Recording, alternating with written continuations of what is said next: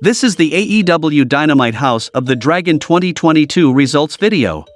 CM Punk makes his entrance, the AEW World Championship on his shoulder. He gets on the mic and says the crowd ruins his tough guy face by making him smile, and his smile isn't the prettiest, but his belt is the prettiest. He says there's somebody who's from around these parts that he'd like to challenge to a rematch right here and right now. He sets the belt down and sits cross-legged in front of it, calling him out and telling him if he wants his rematch he's got it, right now.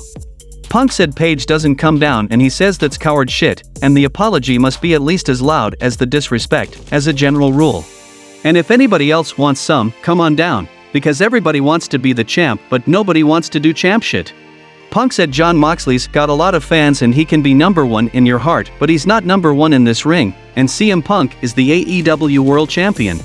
He knows what it's like to talk a big game and claim to be the best, and he knows what it's like to lose, but Mox has always been number two. Punk said he's ready to do it again against Jon Moxley at All Out. And hey, Jon Moxley ain't even the first Jon he's gonna beat in Chicago. Jon Moxley came and said CM thinks the microphone in his hands is power, but this is the real world, and the words he spits into the mic don't mean shit, and neither does the belt on his shoulder. And to be fair, the belt on his own shoulder doesn't mean shit until he beats Punk. He's the heart and soul of this company, and every time he's called interim it grates on him. Punk says he can be the heart and soul, that's fine, he's the dollars and cents. Jon says they both know he only came to AEW because he ran out of money, and being the best is about guts and fighting spirit, and we all know CM ran out of fighting spirit a long time ago.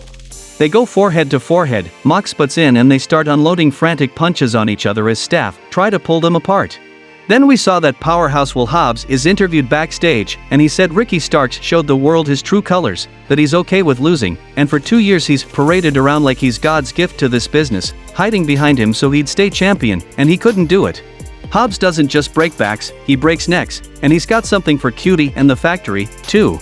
Then we saw a 2-out-3 falls match between American Dragon Bryan Danielson versus Red Death Daniel Garcia, and the result of this match was Bryan Danielson wins the match by winning the first fall by pinfall and third fall by submission with the label lock.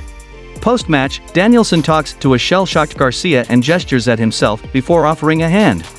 Red Death gets to his feet and is about to accept it, but Chris Jericho attacks Danielson from behind. Garcia pulls Y2J off of Danielson, and Chris points a finger at him and Daniel slaps it away, and then Jericho tells him he better think about this and leaves the ring. Swerve and Our Glory and Private Party are interviewed backstage, and Shane Strickland says they should be thankful, and Private Party question him for what, and he says this is as close as they're getting to the tag titles, and after their match, they can walk their happy asses back down the ladder. Tony Nese makes his entrance and Jon Moxley blindsides him and Smart Mark Sterling both, laying them out on the stage. He rolls in the ring and calls CM Punk out. He says he's sick of waiting, and if Punk wants to unify the belts, he wants to get it over with. CM Punk came, chased by staff who try to hold him back, and Moxley rushes the crowd. Claudio Castagnoli is in the ring to hold Jon back while Pat Buck tries to play peacemaker. Wheeler Yuta is there too, trying to talk sense into his teammate, and finally, Jon walks out through the crowd. Then we saw a tag team match between Ass Boys, Austin and Colton Gunn, versus Varsity Blondes, Brian Pillman and Griff Garrison, and the result of this match was Ass Boys won the match by pinfall with Colt.45 from Colton Gunn on Griff Garrison. Billy Gunn gets on the mic and says that's what he's been trying to teach them, and he's super proud of them, and it's the proudest part of his career to be able to work next to them.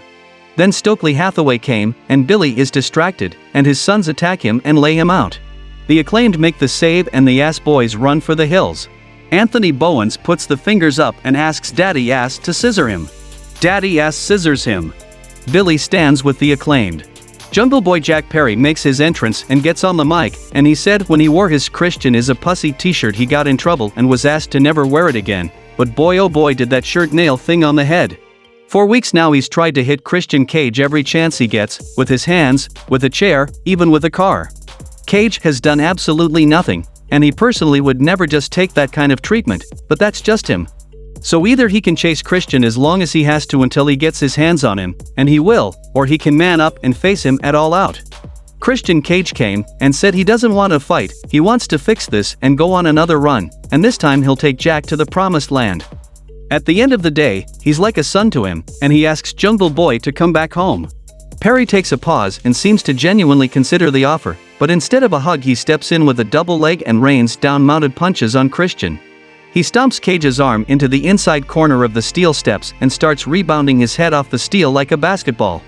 Then we saw a match between Keelan King versus Tony Storm, and the result of this match was Tony Storm won the match by pinfall with an elevated DDT, and we see Thunder Rosa watching backstage and clapping.